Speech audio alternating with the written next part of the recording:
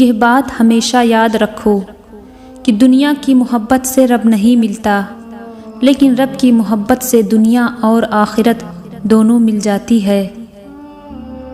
हमारे माशरे में नफ़रत को औलाद की तरह पाला जाता है और मोहब्बत को यतीमों की तरह।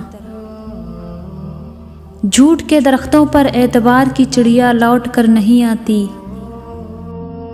ज़िंदगी में बादशाही पैसों से नहीं बल्कि माँ बाप के साये से मिलती है। दुनिया में ऐसा कुछ भी नहीं जिस पर तुम्हारे रब का अख्तियार ना हो।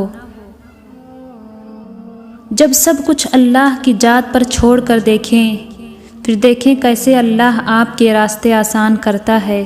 अपनी चाहत बस यही रखें जो अल्लाह चाहे। आपके बदतरीन दुश्मन अक्सर वह लोग साबित होते हैं जिनसे आपकी बेहतरीन जान पहचान होती है। कभी कभी इंसान इतना थक जाता है कि फिर वो सिर्फ अल्लाह ताला से बातें करना चाहता है। रब की तक़सीम से इनकार करना हसद है। भला उससे बेहतर कौन जानता है कि हम किस चीज़ के कितने मुस्तहिक हैं।